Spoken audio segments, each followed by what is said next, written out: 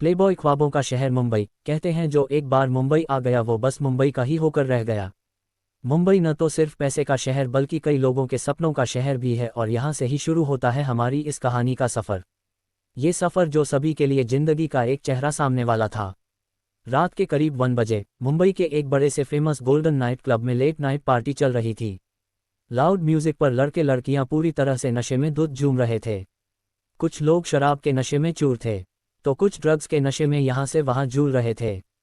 उन्होंने देखकर ऐसा लग रहा था मानो जंगली जानवरों को कई दिनों तक पिंजरे में बंद रखने के बाद खुला छोड़ दिया गया हो। उन सभी को अपने आसपास हो रही चीज़ों का कोई ध्यान नहीं था। वो सब तो बस पागलों की तरह नशे में म्यूजिक पर झूम रहे थे। उसी क्लब के एक आलीशान प्राइवेट रूम में एक लड़का शर्टलेस होकर हाथों में सिगरेट लिए बेड से टेक लगाकर बैठा हुआ था। लड़का बहुत ही ज़्यादा हैंडसम था। उसकी परफेक्ट और डैशिंग बॉडी देखकर कोई भी पागल हो सकता था। वो लड़का किसी भी लड़की को एक पल में ही अपना दीवाना बना सकता था। वहीं उसके दोनों ओर खूबसूरत लड़कियां बैठी हुई थीं और लड़के के ठीक सामने सोफे पर कुछ लोग भी बैठे हुए थे जो थोड़े डरे सहमे लग रहे थे। डर के कारण ही उनके चेहरे पीले पड़े हुए थे। तभी सोफे पर बैठे लोगों में से एक ने डरते हुए अपनी लड़खड़ाती आवाज़ में कहा, बॉस काम हो गया है।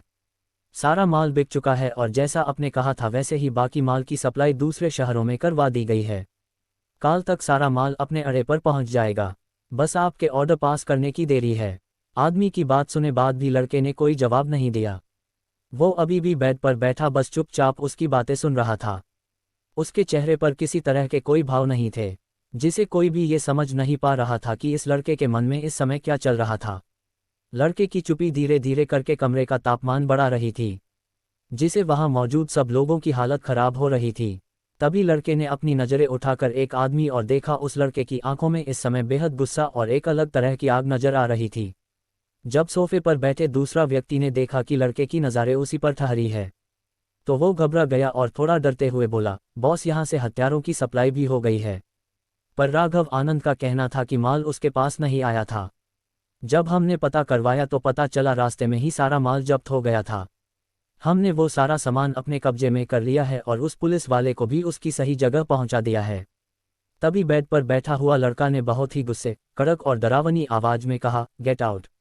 लड़के के बस इतना बोलते ही सोफे पर बैठे सभी लोग वहां से बिना वक्त गवाए रफूचक्र हो गए, मानो जैसे उन सब ने कोई भूत देख लिया था जो कभी भी उन लोगों को मार सकता था। उन सब के जाते ही लड़का अपने पास बैठी लड़कियों के साथ खेलने लगा, पर अभी भी उसकी आंखें गुस्से से लाल थीं, जिन्हें देखकर कोई भी डर सकता था और यही कारण था कि उसके पास बैठी लड़कियां भी डर से कांप रही थीं। पर वो सभी लड़कियां जानती थी कि उन्हें लड़के के हर एक्शन का रिस्पॉन्स देना था और अगर वो ऐसा नहीं करेगी तो शायद उन्हें आज मौत दे दी जाएगी। तभी उनमें से एक लड़की ने हिम्मत कर बड़े ही सेडेक्टिव टोन में कहा, baby you are so hot can I. लड़की का इतना बोला ही था कि उस लड़के ने गुस्से से लड़की को जोर से धक्का दे दिया, जिसे वो लड़की सीधा जाकर जमीन पर गिर गई और उसकी आंखों में आंसू आ गए। पर लड़के ने उस लड़की को पूरी तरह से इग्नोर किया और गुस्से से अपने साथ बैठी लड़की को कमर से पकड़कर अपने करीब कर लिया।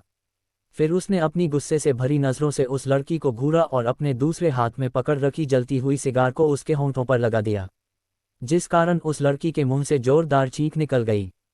पर जैसे ही वो लड़की उस लड़के से दूर होने लगी, लड़के ने उसे और कसकर पकड़ लिया और उसके जलने के कारण लाल हुए होंठों पर अपने होंठ रख दिए। लड़के के उसे ऐसे जबरदस्ती किस करने से लड़की को बहुत तकलीफ हो रही थी और उसकी आंखों से लगातार आंसू बह रहे थे, पर वो उस लड़के के सामने कुछ भी नहीं कर पा रही थी, क्योंकि वो जानती थी कि वो चाहे कितनी भी लड़के से छूटने की कोशिश कर ले पर ये लड़का उसे छोड़ने वाला नहीं था। लेकिन अगर फिर भी उस लड़के की छूटने की कोशिश करती है तो उसका पूरा परिवार प्रॉब्लम में आ सकता। इसलिए लड़की ने भी चुपचाप उसके दिए गए दर्द को सहन करना ही सही समझा और जो वो लड़का कर रहा था उसे करने दिया। अगली सुबह रुड़की में एक छोटे पर सुंदर से घर में एक 23 साल की लड़की बड़े ही आराम से अपने बिस्तर पर सोई हुई थी, जिसे उसके काले घने लंबे बाल जो उसकी कमर से भी नीचे तक आते होंगे पूरे तकिए पर बिखरे हुए थे। लड़की सोते हुए बिल्कुल एक प्रिंसेस की तरह लग रही थी। तभी खिड़की से आती सूरज की किरणें उसके चेहरे पर पड़ने लगी जो उसके चेहरे को और भी खूबसूरत बना रही थी। तभी लड़की के तकिए के पास रखा उसका फ़ोन जोर जोर से रिंग करने लगा। फ़ोन की घंटी सुन लड़की ने कुनमुनाते हुए अपनी आंखें खोली, जिसे सूर्य की किरणें सीधा उसकी घनी और लंबी सुंदर पलकों के बीच गोल्ड टोन हेजल कलर आंखों पर पड़ने लगी, जो उसकी आंखों को और भी ज़्यादा सुंदर बना रही थी। तभी लड़की ने अपने ऊपर पड़े कंबल को दूर फेंक दिया, जिसे उसकी वाइट कलर के सूट में दूध सी गोरी और मुलायम त्वचा सूर्य की चमक से और भी ज्यादा चमकने लगी। लड़की ने अंगड़ाई लेते हुए एक बड़ी सी स्माइल के साथ उठकर बेड पर बैठ गई। फिर उसने बिना फोन की स्क्रीन को देखे कॉल को रिसीव कर अपने कान पर लगाते हुए कहा, हेलो कौन? दूसरी ओर से एक गुस्से से भरी आवाज आई, ओह मैडम, अब मुझे भी भूल गई पागल लड़की, उठा जा, उठा जा, होश में आ जा लड़की, और टाइम देख, सुबह के 9 बजने वाले हैं और आप महारानी अभी तक अपने बिस्तर पर ही पसरी हुई है। ये सुनते ही वो लड़की हड़बड़ाते हुए बेड से उठ गई, जिसे उसका पैर ब्लैंकेट में फंस गया और वो बेड से सीधा नीचे गिर गई, जिसे उसके बाजू पर पास रखे कांच के छोटे से टेबल की नोक लग गई। पर अपनी चोट पर ज्यादा ध्यान न देते हुए लड़की फिर से जल्दी से खड़ी हो गई। फिर उसने वॉशरूम की ओर भागते हुए कहा, अच्छा तो तूने टाइम देखने को बोलने के लिए तो मुझे फ़ोन किया नहीं है ना? दूसरी ओर से लड़की ने अपना सिर पीटते हुए कहा, अबे यार, लगता है तुझे आज घर पर ही रहना है ना? ये सुनते ही लड़की ने हड़बड़ाते हुए कहा, नहीं यार, सॉरी यार, मुझे तो भूल ही गया था कि आज एक इम्पोर्टेंट मीटिंग है 10 बजे। यार तू रुक 10 मिनट में बस अभी आती हूँ। तभी फ़ोन के दूसरी ओर से आवाज़ आई, जल्दी आ, मैं तेरे घर के बाहर तेरा वेट कर रही हूँ। इतना बोल दूसरी ओर से लड़की ने फ़ोन कर दिया और अगले ठीक 10 मिनट बाद ही लड़की घर से बाहर थी। आज उस लड़की ने डार्क ब्लू कलर का बहुत ही सुंदर सूट पहना था और अपने लंबे घने काले बालों की ढीली ढाली चोटी बना रखी थी, जो उसके घुटनों से थोड़ी सी ऊपर तक आ रही थी। मेकअप के नाम पर सिर्फ आंखों में काजल लगा रखा था, जो उसकी सुंदर हेजल आइज को और भी सुंदर बना रहा था। गालों पर पड़े बड़े ही सुंदर डिम्पल्स और सुर्ख गुलाबी होंठों पर छोटा सा काला तिल, जिसके साथ लड़की भला की खूबसूरत लग रही थी।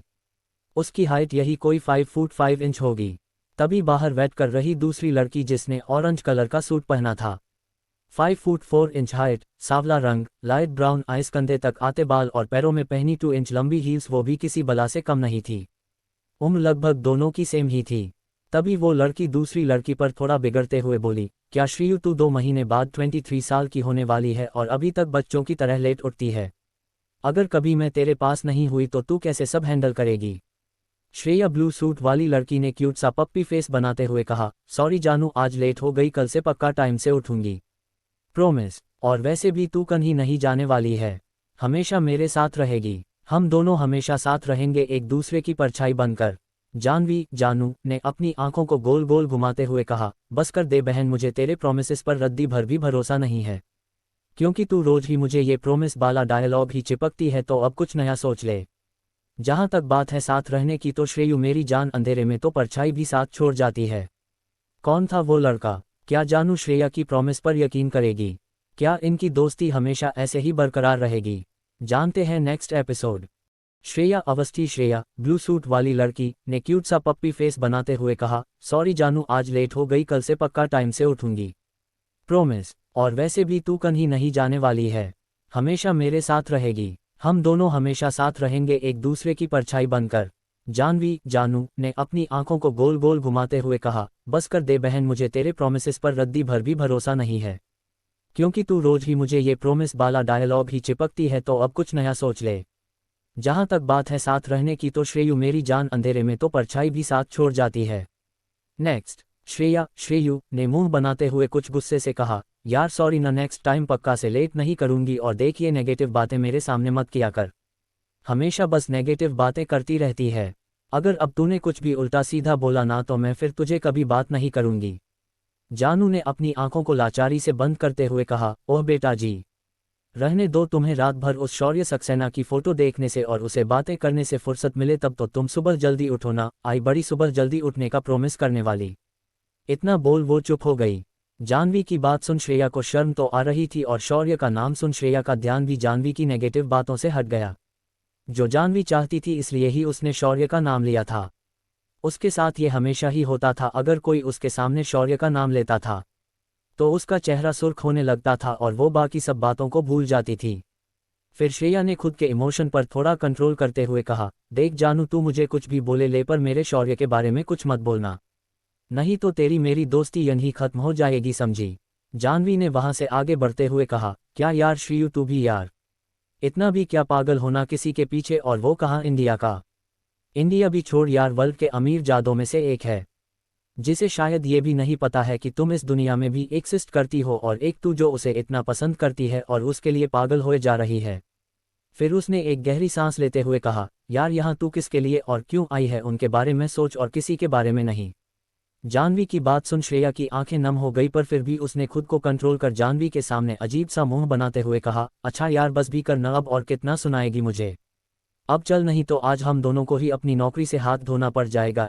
श्रेया की बात सुन जाह्नवी ने गुस्से से उसको घूरते हुए कहा, हाँ मुझे तो ऐसे बोल रही है जैसे मेरी वजह से ही लेट हुए हो, सुबह तो लेट मैं उठती हूँ ना। श्रेया ने लाचारी से अपने हाथ जोड़ते हुए कहा, बस कर मेरी माँ और जल्दी चल, नहीं तो आज पक्का वो मैनेजर हमें जॉब से निकल देगा। इतना बोल श्रेया जल्दी से आगे भाग गई। उसको भागते देख जाह्नवी को हंसी आ गई और उसने चिल्लाते हुए कहा, पागल लड़की, तुम्हें मेरे लेक्चर से बचने के लिए ऐसे भागने की जरूरत नहीं है। श्रेया ने जाह्नवी की बात सुन तो ली थी, पर फिर भी उसने कुछ नहीं कहा और पुरानी यादों को खो गई। फ्लैशबैक। श्रेया अवस्थी शिमला की एक मिडिल क्लास फैमिली की लड़की थी, जिसको अपने सपनों और शौर्य से बहुत था। श्रेया जब 11 साल की तब वो शौर्य से मिली थी, जब शौर्य अपनी फैमिली के साथ शिमला ट्रिप पर आया था, और वही शौर्य और श्रेया की एक छोटी सी पहली मुलाकात थी, या शायद आखिरी भी थी। उस दिन श्रेया को शौर्य बहुत पसंद आया था, पर वक्त के साथ श्रेया एक लिए उसकी शौर्य के लिए फीलिंग कब प्यार में बदल गई ये उसे भी नहीं पता चला। वैसे तो श्रेया कुछ साल पहले तक अपनी फैमिली के साथ खुश और बहुत प्यार से रहती थी, जहां शौर्य भी उसके यादों को शामिल था। उसकी फैमिली एक जॉइंट फैमिली थी और पूरी फैमिली को पता था कि शौर्य श्रेया का क्रश था। लेकिन एक दिन श्रेया के दादा दादी वृंदावन अपनी टोली के साथ गए हुए थे, जो उनके ही गांव के सभी बुजुर्गों ने मिलकर बनाई थी। इसलिए घर पर सिर्फ श्रेया के माता पिता, चाचा चाची और उनकी 5 साल की बेटी परी ही थे।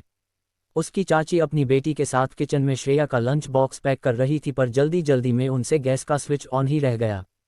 उस समय श्रेया 9th क्लास की स्टूडेंट थी। श्रेया को स्कूल भेजने के बाद सब गार्डन में बैठे थे कि परी घर के अंदर आ गई और खेलते खेलते किचन में चली गई। कुछ देर बाद जब बाहर बैठे सबको गैस की बदबू आने लगी, तो सब लोग भागते हुए अंदर गए, पर इससे पहले वो कुछ कर पाते कि वहां ब्लास्ट हो गया और कुछ ही पलों में सब धूल हो गया।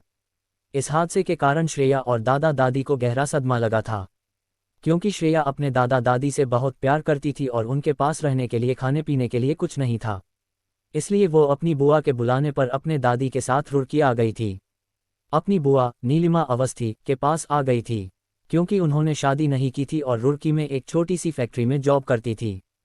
पर कुछ दिन बाद ही दादाजी की भी हार्ट अटैक से मौत हो गई। पहले अपनी परिवार और अब अपने पति की मौत का दादी जो को बहुत गहरा सदमा लगा था, जिस कारण दादी जी बहुत बीमार रहने लगी और उनकी दिमागी हालत भी दिन प्रतिदिन बिगड़ने लगी, जिसे करीब 1 साल बाद उनकी भी मौत हो गई। जब तक श्रेया 18 साल की हुई तब तक उसने अपनी पूरी फैमिली को ही खो दिया था। अब उसके पास उसकी बुआ के अलावा कोई नहीं था। श्रेया पिछले कुछ सालों से रुड़की में अपनी बुआ के साथ रहती थी। श्रेया की बुआ ने शादी नहीं की थी, इसलिए वो भी श्रेया को अपनी ही बेटी मानती थी और वहीं उसकी मुलाकात जाह्नवी से हुई थी। पर करीब 9 से 10 महीने पहले ही नीलम अवस्थी की उनकी बीमारी के चलते मौत हो गई। पर वो जाने से पहले अपना घर श्रेया के नाम कर गई थी। उसके बाद से श्रेया अकेले ही रुड़की में रहती थी और नीलिमा जी की जगह उसकी फैक्ट्री में जॉब करती थी। अपने और अपने परिवार के सपने को पूरा करने की हर संभव से संभव कोशिश कर रही थी। Flashback and. यही सब सोचते हुए श्रेया की आंखों से एक आंसू लुढ़कर उसके गालों पर आ गया, जिसे श्रेया होश में आ गई और जल्दी से उसने अपने आंसू साफ कर लिए। वहीं दूसरी तरफ मुंबई में एक बड़े से आलीशान बंगलों के बाहर एक वाइट कलर की BMW आकर रुकी और उसमें से करीब एक 28 साल का लड़का बाहर आया। लड़का बहुत ही हैंडसम था। 6 फुट 1 इंच हाइट, गोरा रंग, जेल से सेट किए हुए बाल, तीखे नैन नक्श, गहरी काली आंखें और जिम में तैयार की हुई मस्कुलर बॉडी उसको और भी अट्रैक्ट बना रही थी। लड़के ने वाइट शर्ट और डार्क ब्लू जीन्स पहन रखी थी, जिसमें वो बहुत ही हैंडसम और चार्मिंग लग रहा था। उसकी पर्सनैलिटी ही उसके ओहदे और रुतबे का जी कर रही थी। तभी लड़का अपनी जीन्स की पॉकेट में हाथ डाल लंबे लंबे कदम लेते हुए घर के अंदर चला गया। उसका घर बहुत ही आलीशान था, किसी राजमहल ही तरह बड़ा और खूबसूरत। पर जैसे ही उस लड़के ने घर में एंटर किया तो उसके कानों में श्री कृष्ण के भजन की धुन सुनाई पड़ी, पर वो उसे पूरी तरह से उन धुन को इग्नोर करते हुए सीधा अपने रूम में चला गया। उसको ऐसे जाते देख मंदिर में बैठी एक बूढ़ी औरत ने मन ही मन में कहा, ये प्रभु ना जाने आज क्या करके आया है ये लड़का। रक्षा करना प्रभु इसकी, एक यही तो है मेरे जीने की इकलौती वजह, इसकी रक्षा करना भगवान, मेरे शौर्य की रक्षा करना। इतना बोल औरत सामने आरती की थाल लिए खड़ी खूबसूरत लड़की की आवाज में खो गई। शौर्य सक्सेना एक प्लेबॉय और मुंबई का बादशाह जिसका सीका सिर्फ मुंबई नहीं बल्कि पूरे इंडिया और इंडिया से बाहर भी कई कंट्रीज में चलता है। शौर्य के पास इतना पैसा है कि अगर वो चाहे तो कुछ भी पा सकता है और कई सारी सरकारी अंडर जगहों पर भी उसका हुक्म चलता है।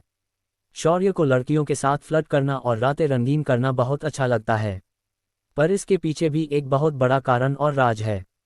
पर शौर्य अभी भी प्योर है क्योंकि उसे लगता है, क्या है श्रेया के सपने और क्या श्रेया अपने क्रश शौर्य से कभी मिल पाएगी? क्या है शौर्य की दादी का डर? कौन थी वो लड़की? जानते हैं नेक्स्ट एपिसोड में। लाइक एंड कमेंट करना न भूल। शौर्य और नैना शौर्य के पास इतना पैसा है कि अगर वो चाहे तो कुछ भी पा सकता है और इस बात का वो पूरी तरह से फायदा भी उठता है। शौर्य का कई सारी सरकार के अंदर जगहों पर भी अपना ही हुक्म चलता है, या ये कहना भी गलत नहीं होगा कि सरकार भी उसके इशारे पर ही चलती है।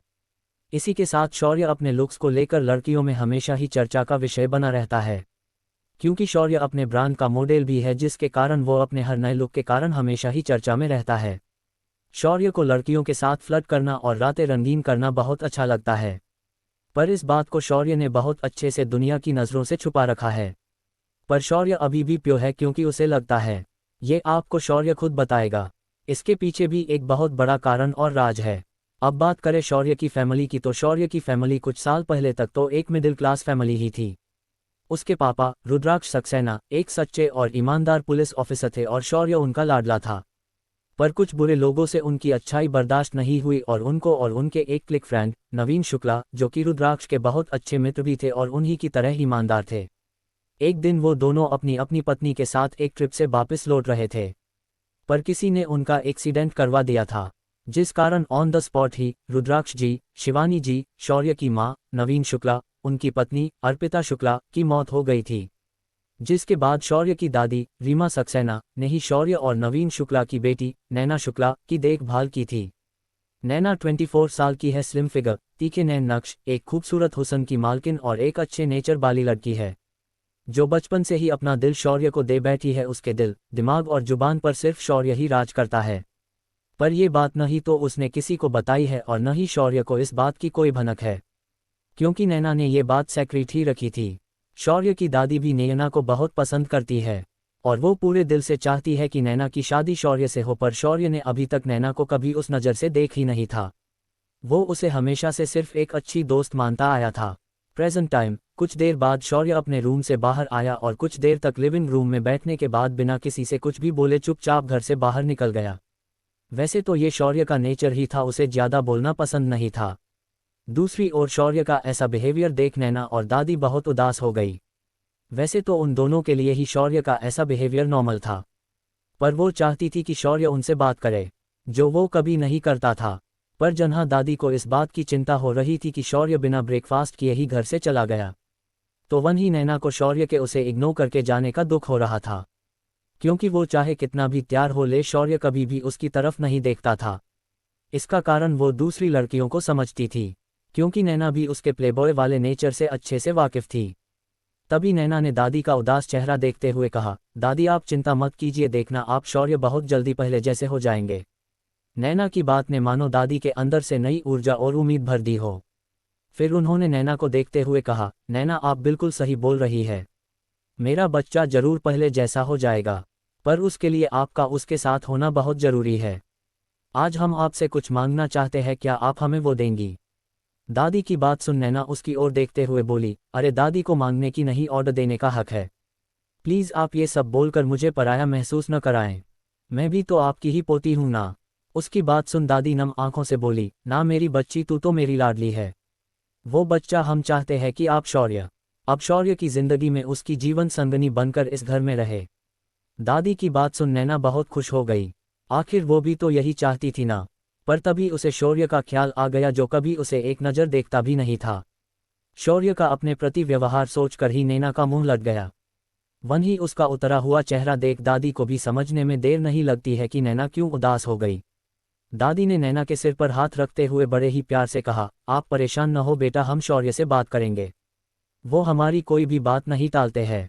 इस बार दादी की बात सुन नैना बहुत खुश हो गई। वहीं दादी को अब बस जल्द से जल्द शौर्य से उसके और नैना के रिश्ते की बात करनी थी और उसे हाँ भी करवानी थी। ये तो अब दादी का सबसे बड़ा मिशन बन चुका था। दूसरी ओर रुड़की में श्रेया और जानवी की ऑटो एक बड़ी सी बिल्डिंग के सामने आकर रुक गई। फिर दोनों ने ही ऑटो में बैठे बैठे ही एक नज़र उस फैक्ट्री को देखा और फिर लाचारी से एक दूसरे को देखने लगी। तभी ऑटो वाले भैया ने कहा, मैडम जी आपको यहीं आना था ना। जानवी ने मुंह बनाते हुए कहा, शौर्य और नैना, शौर्य के पास इतना पैसा है कि अगर वो चाहे तो कुछ भी पा सकता है और इस बात का वो पूरी तरह से फ़ायदा भी उठता है। शौर्य का कई सारी सरकार के अंदर जगहों पर भी अपना ही हुक्म चलता है, या ये कहना भी गलत नहीं होगा कि सरकार भी उसके इशारे पर ही चलती है। इसी के साथ शौर्य अपने लुक्स को लेकर लड़कियों में हमेशा ही चर्चा का विषय बना रहता है, क्योंकि शौर्य अपने ब्रांड का मॉडल भी है, जिसके कारण वो अपने हर नए लुक के कारण हमेशा ही चर्चा में रहता है। शौर्य को लड़कियों के साथ फ्लर्ट करना और रातें रंगीन करना बहुत अच्छा लगता है, पर इस बात को शौर्य ने बहुत अच्छे से दुनिया की नज़रों से छुपा रखा है। पर शौर्य अभी भी प्योर है, क्योंकि उसे लगता है, ये आपको शौर्य खुद बताएगा। इसके पीछे भी एक बहुत बड़ा कारण और राज है। अब बात करें शौर्य की फैमिली की, तो शौर्य की फैमिली कुछ साल पहले तक तो एक मिडिल क्लास फैमिली ही थी। उसके पापा रुद्राक्ष सक्सेना एक सच्चे और ईमानदार पुलिस ऑफिसर थे और शौर्य उनका लाडला था।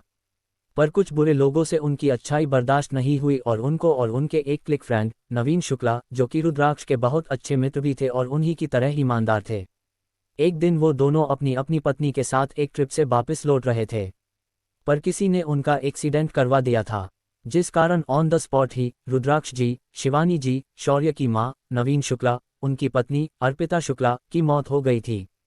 जिसके बाद शौर्य की दादी रीमा सक्सेना ने ही शौर्य और नवीन शुक्ला की बेटी नैना शुक्ला की देखभाल की थी। नैना 24 साल की है, स्लिम फिगर, तीखे नैन नक्श, एक खूबसूरत हुस्न की मालकिन और एक अच्छे नेचर वाली लड़की है, जो बचपन से ही अपना दिल शौर्य को दे बैठी है। उसके दिल, दिमाग और जुबान पर सिर्फ शौर्य ही राज करता है। पर ये बात न ही तो उसने किसी को बताई है और न ही शौर्य को इस बात की कोई भनक है, क्योंकि नैना ने ये बात सीक्रेट ही रखी थी। शौर्य की दादी भी नैना को बहुत पसंद करती है और वो पूरे दिल से चाहती है कि नैना की शादी शौर्य से हो, पर शौर्य ने अभी तक नैना को कभी उस नज़र से देख ही नहीं था। वो उसे हमेशा से सिर्फ एक अच्छी दोस्त मानता आया था। Present time. कुछ देर बाद शौर्य अपने रूम से बाहर आया और कुछ देर तक लिविंग रूम में बैठने के बाद बिना किसी से कुछ भी बोले चुपचाप घर से बाहर निकल गया। वैसे तो ये शौर्य का नेचर ही था, उसे ज़्यादा बोलना पसंद नहीं था। दूसरी ओर शौर्य का ऐसा बिहेवियर देख नैना और दादी बहुत उदास हो गई। वैसे तो उन दोनों के लिए ही शौर्य का ऐसा बिहेवियर नॉर्मल था, पर वो चाहती थी कि शौर्य उनसे बात करे, जो वो कभी नहीं करता था। पर जहाँ दादी को इस बात की चिंता हो रही थी कि शौर्य बिना ब्रेकफास्ट किए ही घर से चला गया, तो वहीं नैना को शौर्य के उसे इग्नोर करके जाने का दुख हो रहा था, क्योंकि वो चाहे कितना भी तैयार हो ले, शौर्य कभी भी उसकी तरफ नहीं देखता था। इसका कारण वो दूसरी लड़कियों को समझती थी, क्योंकि नैना भी उसके प्लेबॉय वाले नेचर से अच्छे से वाकिफ थी। तभी नैना ने दादी का उदास चेहरा देखते हुए कहा, दादी आप चिंता मत कीजिए, देखना आप शौर्य बहुत जल्दी पहले जैसे हो जाएंगे। क्वोट। नैना की बात ने मानो दादी के अंदर से नई ऊर्जा और उम्मीद भर दी हो।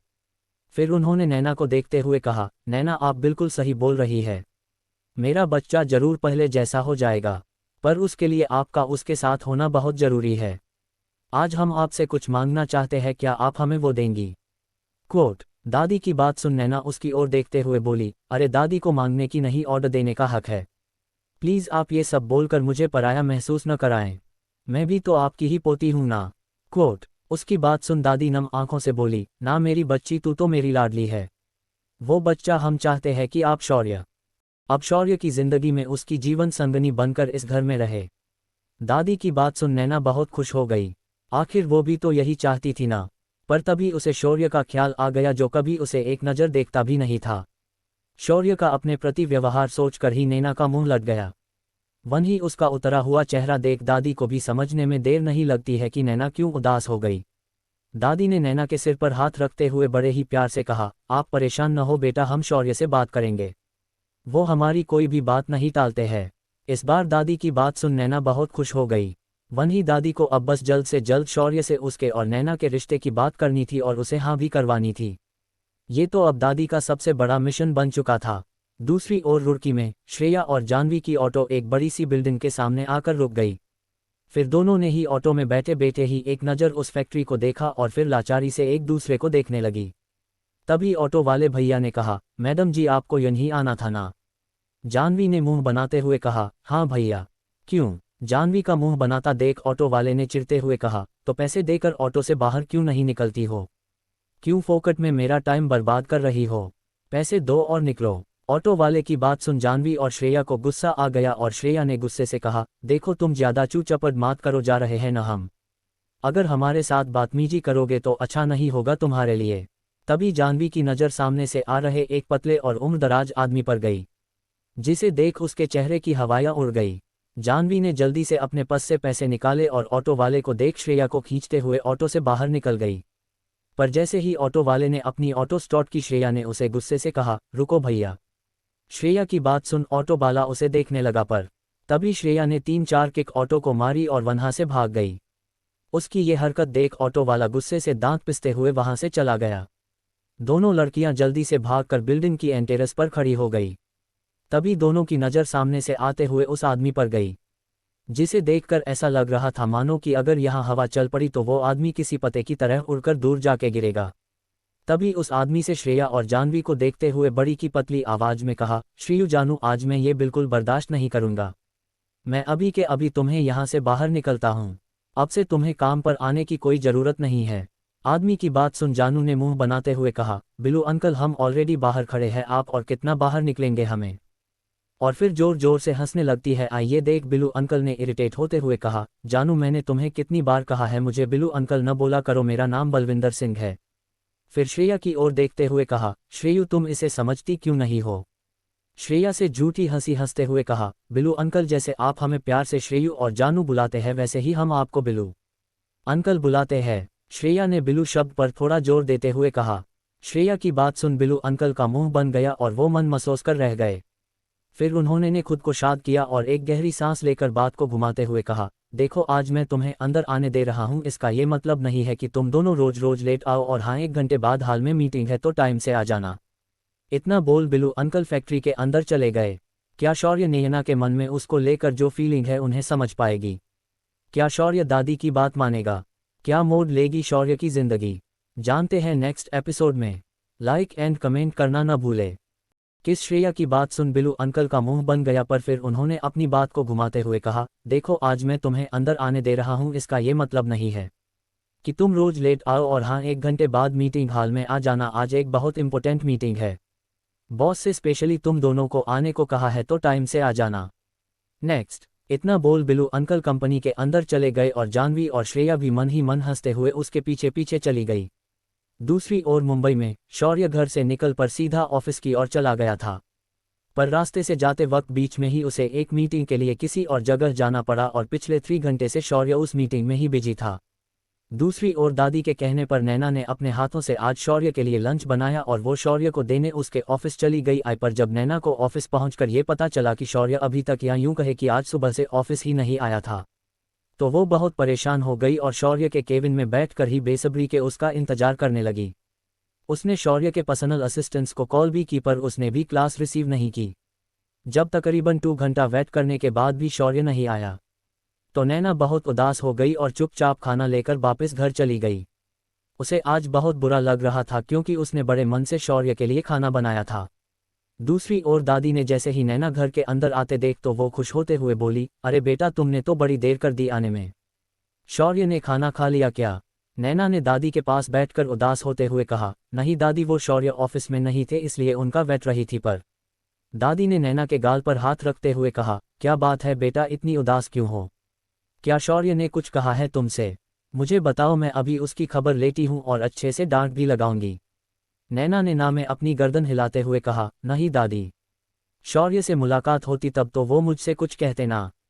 उसकी ऐसी बात सुन दादी ने कंफ्यूज होते हुए कहा, क्या मतलब है तुम्हारा बेटा?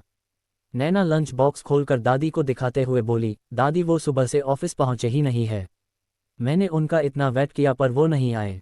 फिर नैना दादी के सामने टेबल पर वैसे ही लंच बॉक्स खुल रखकर अपने रूम की ओर चली गई और बेड पर रखे बड़े से लाइट येलो कलर के टेडी में अपना चेहरा छुपाकर रोने लगी।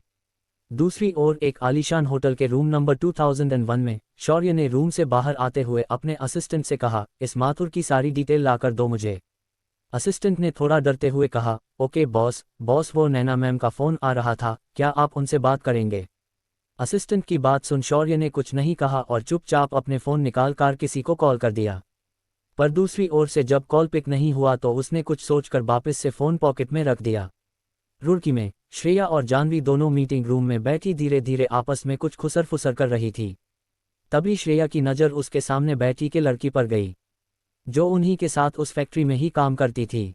श्रेया ने लड़की को देखते हुए जाह्नवी से कहा, अरे जानू, ये तो मोटी वर्षा है ना, देख उसके चेहरे को क्या हुआ है, इतना भद्दा क्यों लग रहा है, आज इसने कैसा सड़ा सा मेकअप लगाया है जो ये ऐसी लग रही है। उसकी बात सुन जाह्नवी के धीरे से हंसते हुए कहा, श्रेयू, इस वर्षा ने अपने चेहरे पर मेकअप नहीं थोपा है इसलिए ऐसी चुड़ैल लग रही है। श्रेया ने अपनी आंखों को बड़ा बड़ा करते हुए हैरानी से कहा, ऐसा का बवाल हो गया जो आज ये मेकअप की दुकान मेकअप करना भूल गई। जाह्नवी ने मुंह बनाते हुए कहा, इसका बॉयफ्रेंड इसे छोड़कर चला गया है, इसीलिए ऐसे सुबह से ही देवदासी बनकर घूम रही है। जाह्नवी की बात सुनकर श्रेया अपनी हंसी पर कंट्रोल नहीं कर पाई और जोर जोर से हंसी आ गई। श्रेया की हंसी सुन सब उसे ही देखने लगे तो श्रेया ने अपनी हंसी को कंट्रोल करते हुए कहा, सॉरी एवरीवन। इतना बोल वो जल्दी से मीटिंग रूम से बाहर निकल गई। उसके पीछे पीछे जाह्नवी भी बाहर आ गई तो श्रेया ने उसे देख हंसते हुए कहा, यार वर्षा देवदास बनी है, सही है यार, पर अच्छा है उस चंपू ने इसे छोड़ दिया, नहीं तो किसी दिन इसके नीचे दबकर ही मर जाता। श्रेया की इस बात पर जाह्नवी को भी हंसी आ गई और उसने हंसते हुए कहा, हाँ यार, कहाँ ये 120 किलो की और कहाँ वो 40 किलो का चंपू। पर इससे पहले श्रेया आगे कुछ भी बोल पाती कि उनकी नज़र सामने से आते उनके बॉस पर पड़ गई और उसे देख दोनों जल्दी से भागकर मीटिंग रूम में घुस गई। कुछ देर बाद मीटिंग रूम का दरवाज़ा खुला और कुछ लोग रूम में एंटर हुए। उन्हें देख वहां मीटिंग रूम में मौजूद सब लोगों ने ग्रीट किया और कुछ ही देर में मीटिंग भी शुरू हो गई। करीब 2 घंटे तक मीटिंग चली। जैसे ही मीटिंग खत्म हुई तो सब लोग थके हरे उदास चेहरों के साथ रूम से बाहर चले गए। पर जैसे ही श्रेया और जाह्नवी जाने को हुई तो उनके बॉस से उन्हें रुकते हुए कहा, Miss Awasthi and Miss Chaudhary, आप दोनों रुकिए, मुझे आपसे कुछ जरूरी बात करनी है। अपनी बॉस की बात सुन दोनों के कदम बन ही ठिठक गए और दोनों अपनी फिंगर क्रॉस कर अपने बॉस के सामने जाकर खड़ी हो गई। तभी बॉस ने कड़क लहजे में कहा, आप दोनों के पास सिर्फ 1 हफ्ता है, अगर आप दोनों चाहती है कि मैं आपको जॉब से बाहर न निकालूं तो जो मैंने कहा है वो करो। बॉस की बात सुन दोनों शॉक हो गई और हैरानी से एक दूसरे को देखने लगी। फिर श्रेया ने थोड़ा अचकते हुए कहा, सर हम ये नहीं कर सकते हैं आए। श्रेया की बात सुन बॉस के चेहरे के भाव सख्त हो गए क्योंकि उन्हें श्रेया का जवाब बिल्कुल भी पसंद नहीं आया था। बॉस ने हल्के गुस्से से कहा, श्रेया, मैं तुमसे पूछ नहीं रहा हूं, ये मेरा ऑर्डर है और अगर फिर भी तुम मेरे खिलाफ जाना चाहती हो तो अपना रेजिग्नेशन लेटर दे जाना। और फिर बॉस ने जाह्नवी को घूरते हुए कहा, और तुम जल्दी से मेरे केबिन में आओ। इतना बोल बॉस जाह्नवी को घूरते हुए चला गया, जो चुपचाप खड़ी थी और हल्की हल्की कांप रही थी। बॉस के जाते ही श्रेया ने परेशानी से अपने सिर पर हाथ रख लिया, साथ कि उसे बहुत गुस्सा भी आ रहा था। तभी उसकी नज़र जाह्नवी पर पड़ी, जिसे देख उसने मुंह बनाते हुए कहा, क्या जाह्नवी तू इतना क्यों बॉस से डरती है यार, अब डरना बंद कर और जा, बॉस ने तुझे बुलाया है, तब तक मैं कुछ सोचती हूँ इस प्रॉब्लम से कैसे बचना है। इतना बोल श्रेया जाह्नवी को खींचते हुए अपने साथ मीटिंग रूम से बाहर ले गई। उसके बॉस के केबिन के बाहर छोड़ खुद अपने केबिन में चली गई। श्रेया का केबिन। श्रेया अपने केबिन में बैठी बस एक टक टेबल पर रखी तस्वीर को निहार रही थी।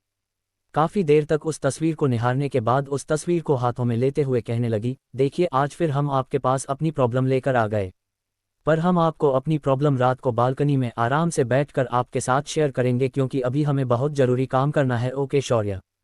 इतनी बोल श्रेया ने शौर्य की तस्वीर को चूम लिया और फिर बेमन से अपने काम में बिजी हो गई। दरअसल श्रेया के पास शौर्य की बहुत सारी तस्वीर की कलेक्शन थी, जिनमें से उसने एक तस्वीर उसने अपने ऑफिस के डेस्क पर भी रखती थी, जिसमें शौर्य बहुत ही हैंडसम लग रहा था।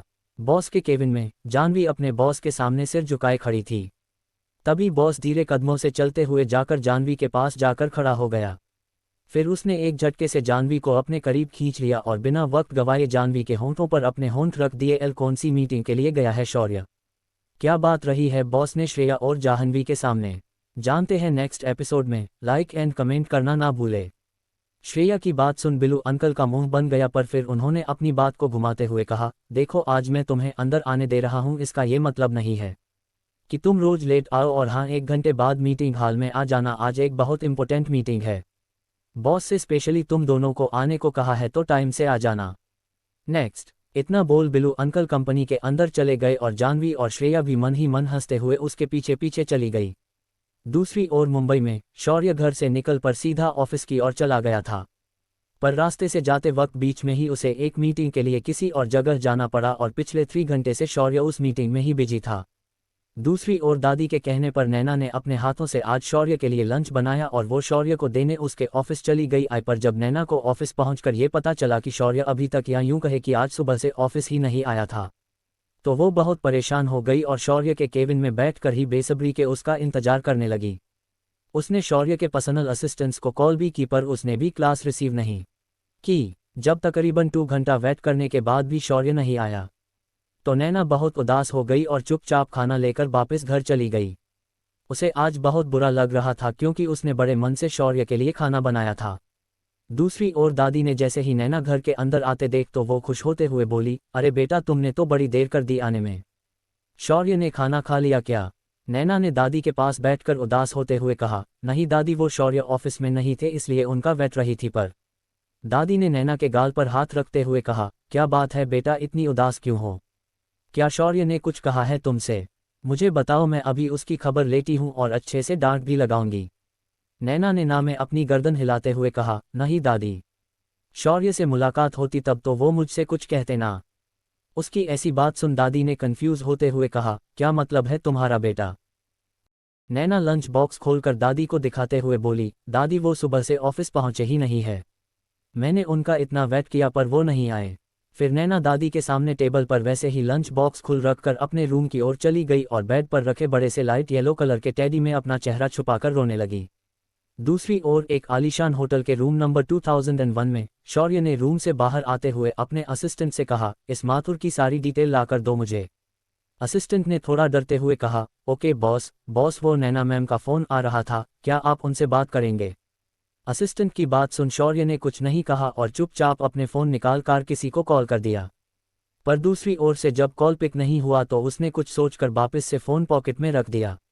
रुड़की में श्रेया और जानवी दोनों मीटिंग रूम में बैठी धीरे धीरे आपस में कुछ खुसर फुसर कर रही थी। तभी श्रेया की नज़र उसके सामने बैठी के लड़की पर गई जो उन्हीं के साथ उस फैक्ट्री में ही काम करती थी।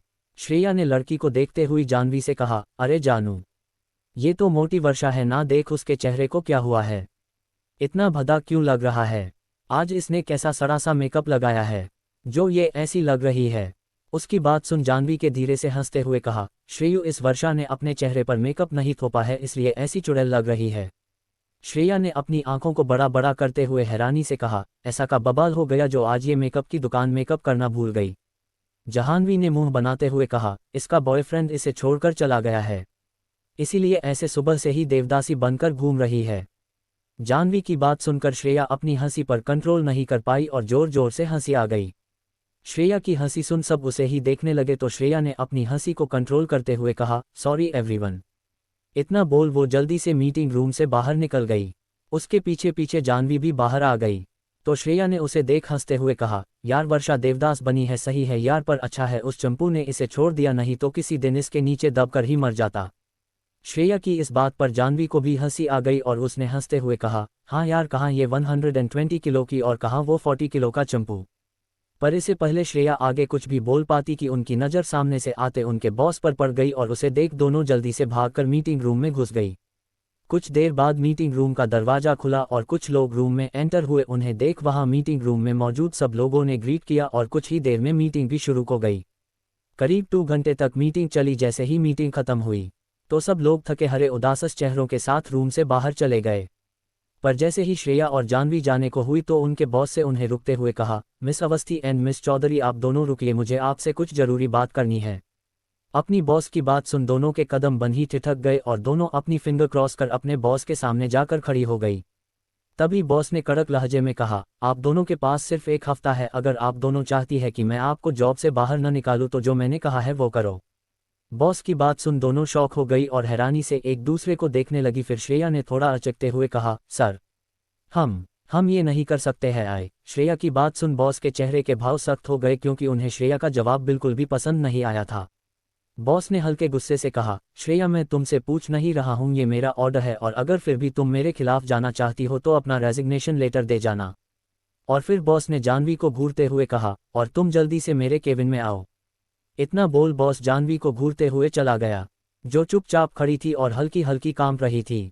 बॉस के जाते ही श्रेया ने परेशानी से अपने सिर पर हाथ रख लिया, साथ कि उसे बहुत गुस्सा भी आ रहा था। तभी उसकी नज़र जानवी पर पड़ी, जिसे देख उसने मुंह बनाते हुए कहा, क्या जानवी तू इतना क्यों बॉस से डरती है यार, अब डरना बंद कर और जा, बॉस ने तुझे बुलाया है, तब तक मैं कुछ सोचती हूँ इस प्रॉब्लम से कैसे बचना है। इतना बोल श्रेया जानवी को खींचते हुए अपने साथ मीटिंग रूम से बाहर ले गई, उसके बॉस के केबिन के बाहर छोड़ खुद अपने केबिन में चली गई। श्रेया का केबिन। श्रेया अपने केबिन में बैठी बस एक टक टेबल पर रखी तस्वीर को निहार रही थी। काफ़ी देर तक उस तस्वीर को निहारने के बाद उस तस्वीर को हाथों में लेते हुए कहने लगी, देखिए आज फिर हम आपके पास अपनी प्रॉब्लम लेकर आ गए, पर हम आपको अपनी प्रॉब्लम रात को बालकनी में आराम से बैठकर आपके साथ शेयर करेंगे, क्योंकि अभी हमें बहुत ज़रूरी काम करना है, ओके शौर्य। इतनी बोल श्रेया ने शौर्य की तस्वीर को चूम लिया और फिर बेमन से अपने काम में बिजी हो गई। दरअसल श्रेया के पास शौर्य की बहुत सारी तस्वीर की कलेक्शन थी, जिनमें से उसने एक तस्वीर उसने अपने ऑफिस के डेस्क पर भी रखती थी, जिसमें शौर्य बहुत ही हैंडसम लग रहा था। बॉस के केबिन में जानवी अपने बॉस के सामने सिर झुकाए खड़ी थी। तभी बॉस धीरे कदमों से चलते हुए जाकर जानवी के पास जाकर खड़ा हो गया। फिर उसने एक झटके से जानवी को अपने करीब खींच लिया और बिना वक्त गवाए जानवी के होंठों पर अपने होंठ रख दिए। कौन सी मीटिंग के लिए गया है शौर्य, क्या बात रही है बॉस ने श्रेया और जाह्नवी के सामने, जानते हैं नेक्स्ट एपिसोड में। लाइक एंड कमेंट करना ना भूले। जबरदस्ती बॉस के केबिन में जाह्नवी अपने बॉस के सामने सिर झुकाए खड़ी थी। तभी बॉस धीरे कदमों से चलते हुए जाह्नवी के पास जाकर खड़ा हो गया। उसने एक झटके से जाह्नवी को अपने करीब खींच लिया और बिना वक्त गवाए जाह्नवी के होंठों पर अपने होंठ रख दिए और उसको डीपली किस करने लगा। ये सब इतना अचानक हुआ कि जाह्नवी कुछ समझ ही नहीं पाई, पर जैसे ही उसे समझ आया उसने बॉस को जोर से धक्का दे दिया और रोते हुए जल्दी से रूम से बाहर भाग गई। जाह्नवी के ऐसे करने से बॉस से गुस्से से अपना हाथ उस कांच के टेबल पर मार दिया और चिल्लाते हुए कहा, नहीं, तुम कभी मुझसे दूर नहीं जा पाओगी, तुम मेरी हो सिर्फ सूरज माथुर की। मुझे भागकर तुमने अच्छा नहीं किया डार्लिंग, इसकी सजा तो तुम्हें अब जरूर मिलेगी। मुंबई में नैना और दादी का आज का भी पूरा दिन शौर्य के इंतजार में निकल गया था, पर शौर्य घर नहीं आया और ये बात शायद वो दोनों ही जानती थी कि शौर्य घर नहीं आने वाला है, लेकिन फिर भी वो दोनों ही उसका इंतजार कर रही थी। वहीं मुंबई कर एक आलीशान 7 स्टार होटल के एक प्राइवेट रूम, एक लड़का लड़की को बाहों में लिए बेड पर बैठा था और लड़की उसके गोद में बैठी उसके सीने को चूम रही थी। इस समय लड़की ने अपने शरीर पर एक कपड़ा भी नहीं पहना था। तभी लड़की ने बड़े ही मदहोशी भरे स्वर में कहा, बेबी रिमूव योर, और इसी के साथ लड़की के मुंह से एक जोरदार चीख निकल गई और वो जोर जोर से चिल्लाते हुए कहने लगी, please stop, don't do this, please stop. करीब आधे घंटे बाद लड़की का चीखना चिल्लाना बंद हुआ और वो लड़का उसे धक्का देकर वहां से चला गया और लड़की जमीन पर बैठकर जोर जोर से रो रही थी, क्योंकि उसकी पूरी मुलायम त्वचा और अंगों पर जलने के निशान थे, जिस कारण उसकी पूरी त्वचा लाल हो गई थी। और ये सब उस लड़के ने अपनी जलती हुए सिगार के साथ ही किया था।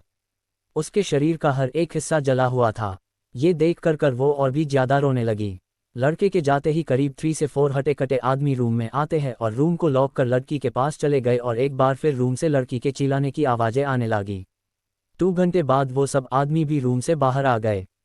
तभी कुछ देर बाद एक लड़की भागते हुए रूम में गई और अंदर उस लड़की का हाल देख उसकी आंखों में भी आंसू आ गए। लड़की उसके पास जाकर बैठ गई और रोते हुए बोली, रिम तू क्यों रोज उस दरिंदे के पास जाती है, क्या तुझे दर्द नहीं होता, तकलीफ नहीं होती जब वो तेरे साथ जबरदस्ती। इतना बोलते बोलते लड़की चुप हो गई। रुड़की श्रेया का घर। श्रेया किचन में नाचते हुए खाना बना रही थी और साथ में शौर्य की किचन काउंटर पर रखी तस्वीर से बातें कर रही थी। वो शौर्य से हर बात शेयर करती थी। इस बात से उसे कोई फर्क नहीं पड़ता था कि वो शौर्य था या उसकी तस्वीर। श्रेया को तो वो हर हाल में मंजूर था। तभी श्रेया ने चहकते हुए कहा, शौर्य आपको पता आज हम आपका और हमारा फेवरेट गाजर का हलवा बना रहे हैं। आए फिर कुछ देर तक उस तस्वीर को देखने लगी। करीब 5 मिनट तक तस्वीर को देखने के बाद श्रेया ने मुंह बनाते हुए कहा, शौर्य अब घूरना बंद करे अपनी मिस शेफ को। हम जानते हैं कि हमें नहीं पता है कि आपकी फेवरेट डिश कौन सी है, पर हमें गाजर का हलवा पसंद है और हमारा दिल कहता है आपको भी यही पसंद होगा। फिर कुछ सोचते हुए बोली, अगर नहीं भी पसंद है तो पसंद करना होगा, ओके ना। इतना बोल श्रेया ने मुस्कुराते हुए एक कटोरी में गाजर का हलवा डाल दिया और जल्दी से उसे लेकर घर में बने छोटे से मंदिर की ओर चली गई। फिर कृष्ण जी को भोग लगाने के बाद बालकनी में जाकर कटोरी को छोटे से टेबल पर रखकर नीचे बैठ गई। एक हाथ में शौर्य की तस्वीर लेकर उसे बातें करते हुए खाने खाने लगी। श्रेया ने तस्वीर को देखते हुए एक चम्मच हलवे का खाते हुए कहा, शौर्य आपको पता है हमारे बॉस चाहते हैं हम एक डील के सिलसिले में उसके साथ मुंबई जाए, पर आप तो जानते हैं न हम ये घर छोड़कर नहीं जाना चाहते हैं और फिर वो तो आपका शहर है न आपके इतने पास भी नहीं आना चाहते हैं। पर ये बातें हमें इतना परेशान भी कर रही। पर हमें है बॉस कुछ गलत कर रहे हैं, हमें वहाँ जाना सही नहीं लग रहा है। फिर उसने शौर्य की तस्वीर को चूमते हुए कहा, शौर्य मुझे न बॉस की बातें बिल्कुल अच्छी नहीं लगती है, पर फिर वो नए बॉस हमारे सबसे अच्छे बॉस के बेटे इसलिए शायद हम कुछ ज़्यादा ही सोच रहे हैं। पर जब हम जानू की आंखों में बॉस को लेकर एक डर देखते हैं तो बहुत अजीब लगता है, हमें तो कुछ समझ नहीं आता है। शौर्य जाह्नवी से पूछते हैं तो वो बात टाल देती है, कुछ समझ ही नहीं आता है क्या करें। ऐसे ही बात करते करते श्रेया को काफ़ी देर हो गई और वो बालकनी में बैठे बैठे ही गहरी नींद में चली गई और उसका हलवा भी थोड़ा सा वैसे ही रह गया। मुंबई रात 3 बजे शौर्य की गाड़ी विला के सामने आकर रुकी, जिसके करीब 10 मिनट बाद शौर्य कार से बाहर निकला और चुपचाप कदमों की आहट किए बिना अपने रूम में चला गया। शौर्य के रूम में जाते ही नैना जो कब से डाइनिंग टेबल पर बैठी उसे ही जाते हुए देख रही थी, उसकी आंखों में आंसू आ गए। नैना ने एक नज़र टेबल पर रखे कई तरह के खाने को देखा, जिनमें से एक शौर्य का पसंदीदा गाजर का हलवा भी था, पर फिर वो सब वैसे ही छोड़ चुपचाप अपने रूम में चली गई। दरअसल नैना शौर्य के आने का वेट करते हुए डाइनिंग टेबल पर हो सो गई थी, पर शौर्य की गाड़ी की आवाज़ सुन उसकी नींद खुल गई थी। शौर्य के रूम में पूरी तरह से अंधेरा छाया हुआ था और शौर्य खुद बालकनी में अपने हाथ में एक बॉक्स लिए बैठा था। तभी उसका फ़ोन रिंग करने लगा। शौर्य ने एक नज़र अपने हाथ में पकड़े बॉक्स को देखा और फिर फ़ोन आंसर किया। शौर्य के फ़ोन आंसर करते ही दूसरी ओर से एक चहती हुए आवाज़ आई, शौर्य मेरे भाई कैसा है तू? शौर्य ने सख्त लहजे में कहा, मैं ठीक हूँ, तू कैसा है? दूसरे ओर वाले शख्स ने कहा, तू इस टाइम तक जाग रहा है, इसका मतलब? आदमी की बात सुनकर भी शौर्य चुप रहा और फिर उसने अपने हाथ में पकड़े बॉक्स को खोल दिया, जिसमें गाजर का हलवा पैक किया हुआ था, और बॉक्स के अंदर रखे चम्मच को लेकर उसे खाने लगा। जब काफ़ी देर तक फ़ोन के दूसरे ओर वाले आदमी को शौर्य की कोई आवाज़ नहीं आई तो उसने गुस्से से फ़ोन काटते हुए कहा, इसको इस टाइम ही क्यों हलवा खाना होता है? उफ ये लड़का। दूसरी ओर से फ़ोन करते ही शौर्य ने किसी को कॉल लगाया और कुछ देर बाद बात करने के बाद शौर्य ने अपना हलवा ख़त्म किया, फिर अपना बैग पैक करके घर से बाहर चला गया। अगली सुबह 11 बजे श्रेया अपने केबिन में बैठी शौर्य की फ़ोटो को निहार रही थी। श्रेया ने उस फोटो को लेकर अपने होंठों से उसे चूमते हुए कहा, शौर्य मैं बहुत परेशान हूँ, समझ नहीं आ रहा क्या करूँ। फिर उसने अपने सिर पर चपत लगाते हुए कहा, अरे मैं भी क्या बोल रही हूँ, आपको कैसे मेरी प्रॉब्लम का सॉल्यूशन पता होगा, और पता भी होगा तो आप बताओगे नहीं, मैं ही कुछ सोचती हूँ। इतना बोल श्रेया किसी गहरी सोच में डूब गई। तभी जाह्नवी उसके केबिन में आई, उसके चेहरे पर परेशानी साफ झलक रही थी, जिसे देख श्रेया भी परेशान हो गई। श्रेया ने उसके परेशान चेहरे को देखते हुए कहा, क्या बात है जानू, इतनी परेशान क्यों हो? क्या बॉस ने तुम्हें कुछ बोल है? जानू ने श्रेया को हग करते हुए कहा, श्रेयू हम ये जॉब छोड़ देते हैं और तुम मुझसे अब कुछ नहीं पूछोगी, बस चुपचाप अपना रिज़ाइन लेटर बॉस को दे दोगी। जानू की बात सुन श्रेया हैरानी के साथ उसे देखने लगी, पर उसे समझ नहीं आ रहा था कि जानू ये सब क्यों बोल रही थी। कहाँ गया है इतनी रात को शौर्य? क्यों लिया जाह्नवी ने ऑफिस छोड़ने का फैसला? कौन सा डर है जाह्नवी के मन में? जानते हैं नेक्स्ट एपिसोड में। लाइक एंड कमेंट करना न भूले। सूरज का डर। जानू ने श्रेया को हक करते हुए कहा, श्रेयू हम ये जॉब छोड़ रहे हैं और तुम मुझसे अब कुछ नहीं पूछोगी, बस चुपचाप अपना रिज़ाइन लेटर बॉस को दे दोगी। जानू की बात सुन श्रेया हैरानी के साथ उसे देखने लगी, क्योंकि श्रेया को ये समझ नहीं आ रहा था कि जानू ये सब क्यों बोल रही थी। आखिर ऐसी भी क्या बात थी जो जाह्नवी को ये जॉब छोड़कर मजबूर कर रही थी। नेक्स्ट यही सब सोचते हुए श्रेया ने जाह्नवी में आंखों में देखते हुए कहा, जानू ये तू क्या बोल रही है? तू जानती है न मेरे और तेरे दोनों के लिए ही ये जॉब कितनी ज़रूरी है, फिर तू ये जॉब छोड़ने की बात कैसे बोल सकती है? श्रेया की बात सुन जाह्नवी को नहीं समझ आ रहा था कि वो कैसे अपनी बात श्रेया को समझाए, क्योंकि वो भी जानती थी कि उसकी कमाई से ही तो उसका घर चलता था। पर उसने एक बार फिर कोशिश करते हुए कहा, देखो बेटा तुम मेरी बात समझने की कोशिश करो, ये बॉस हमें कुछ सही नहीं लगते हैं, हम ये जॉब छोड़ देनी चाहिए। जाह्नवी की बात सुन श्रेया चुप होकर गौर से उसके चेहरे को देखने लगी। तभी जाह्नवी ने कुछ सोचते हुए कहा, देख तुझे बस इस बात की चिंता है न कि हमारी ग्रेजुएशन भी कंप्लीट नहीं है और इसलिए कोई हमें जॉब नहीं देगा। तो देख इसकी चिंता तू मत कर, अगले 2 हफ्ते बाद हमारे एग्जाम है, फिर हमें डिग्री भी मिल जाएगी। बस तू एक बार मेरी बात मान ले। इस बार श्रेया थोड़ी उलझन में पड़ गई। उसे समझ नहीं आ रहा था कि आखिर वो क्या बोले, पर उसे जाह्नवी पर पूरा भरोसा भी था, क्योंकि एक वही तो थी जो हर समय आपके साथ खड़ी थी। फिर चाहे वो अच्छा वक्त हो या बुरा। पर फिर भी श्रेया ये जॉब नहीं छोड़ सकती थी, जिसके उसके खुद के भी कुछ कारण थे। दूसरी ओर शौर्य की गाड़ी रुड़की की सड़क पर दौड़ रही थी। शौर्य कुछ देर पहले ही रुड़की पहुंचा था, क्योंकि शौर्य पिछले 1 महीने से रुड़की में एक होटल बनाने की सोच रहा था। पर आज जाकर उसे फुर्सत मिली थी चंडीगढ़ में कदम रखने की। खैर शौर्य अभी कार में बैठे विंडो से बाहर का नज़ारा ही देख रहा था कि तभी अचानक से उसका फ़ोन रिंग करने लगा। शौर्य ने जब फ़ोन देखा तो फ़ोन उसकी दादी का था, जिसे देख शौर्य के चेहरे पर एक हल्की या यूं कहो कि नाम मात्र की मुस्कान आ गई, क्योंकि वो शायद ये बात जानता था कि दादी उसे कॉल करने वाली थी। इस बात के लिए वो तैयार ही बैठा था। शौर्य ने फ़ोन पिक करते हुए कुछ नर्म लहजे में कहा, हेलो दादी। दूसरी ओर से दादी की उदासी से भारी आवाज़ आई, शौर्य आज फिर आप हमें बिना बताए शहर से चले गए। दादी की बात सुन शौर्य कुछ देर चुप रहा, फिर उसने एक गहरी सांस लेते हुए कहा, सॉरी दादी, वो रात को अर्जेंटली निकालना पड़ा, इसलिए मैंने आपको तकलीफ देना ठीक नहीं समझा, और फिर कल तक मैं वापस भी आ जाऊंगा, तो आप परेशान न हो। शौर्य सिर्फ अपनी बातें दादी को एक्सप्लेन करता था, बाकी तो उसे बोलना भी पसंद नहीं था। पर दादी ने शौर्य की सारी बात को इग्नोर करते हुए कहा, शौर्य हमने आपके लिए एक फैसला लिया है, क्या आप उसे मानेंगे? शौर्य ने बिना कुछ सोचे समझे कहा, दादी आप मेरे लिए जो भी फैसला लेंगी वो सही ही होगा, इसलिए इनकार करने का तो कोई मतलब ही नहीं बनता है। पर ऐसा क्या? इसे आगे शौर्य कुछ बोल पता कि तभी उसकी कार एक तेज झटके के साथ रुक गई और उसबी के हाथ से फ़ोन छूट कार गिर गया। ये देख शौर्य ने गुस्से से ड्राइवर को घूरते हुए कहा, क्या तुम गाड़ी चलाना भूल गए हो या अपनी जिंदगी से हाथ धोना चाहते हो? शौर्य की बात सुन ड्राइवर ने डरते हुए कहा, बॉस वो सामने अचानक से एक बूढ़ा आदमी आ गया तो। ड्राइवर की बात पूरी होने से पहले ही शौर्य बोला, भी ठीक है अब जल्दी चलो यहाँ से। इतना बोल शौर्य ने अपना फ़ोन उठाया और उसे देखने लगा। तो अब तक दादी ने भी कॉल कट कर दिया और शौर्य की आदत नहीं थी किसी को भी खुद फ़ोन करने की, और इसलिए अब उसने दादी को भी वापस से फ़ोन नहीं किया, ना ही सुने दादी से कुछ पूछना जरूरी समझा। फिर कुछ देर तक फ़ोन को घूरने के बाद शौर्य ने फ़ोन साइड रखकर अपना सिर पीछे सीट से टिका लिया और दादी की कही हुई बात के बारे में सोचने लगा।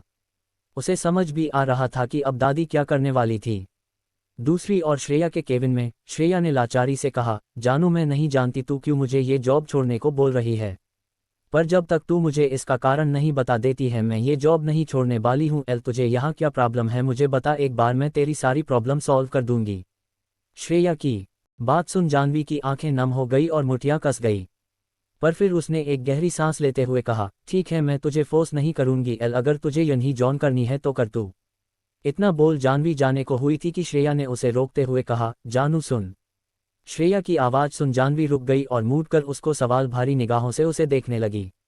उसकी आंखों इस समय हल्की लाल हो रखी थी। तभी श्रेया ने जाह्नवी का चेहरा अपने हाथों में भरते हुए कहा, देख अगर कोई बात है तो मुझे बता प्लीज़। मैं जानती हूँ कि तू मुझसे से कुछ छुपा रही है, पर क्या ये मुझे समझ नहीं आ रहा है। प्लीज़ यार अगर तू मुझे अपनी दोस्त मानती है तो।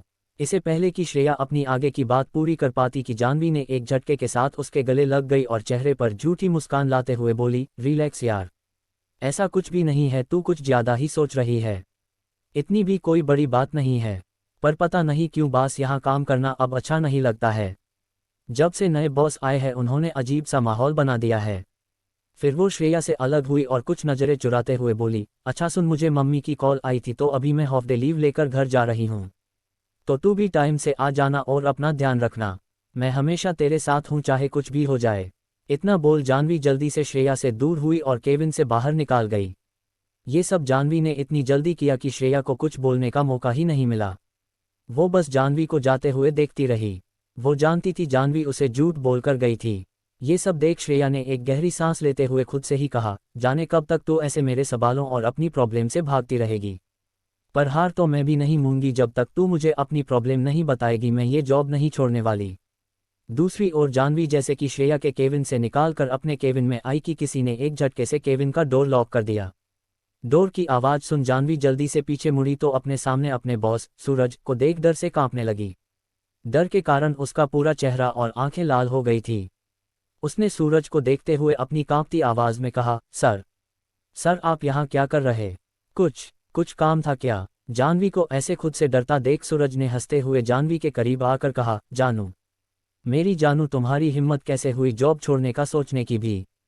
तुम जानती हो ना, ये हक मैंने तुम्हें कभी नहीं दिया, ना ही मुझे छोड़ने का और ना ही मुझसे दूर जाने का, फिर भी तुम्हें समझ नहीं आता है ना। क्या छुपा रही है जानू श्रेया से? क्या श्रेया जॉब छोड़ देगी? कौन सा फैसला लिया है दादी ने शौर्य के लिए? जानते हैं नेक्स्ट एपिसोड में। लाइक एंड कमेंट करना न भूले।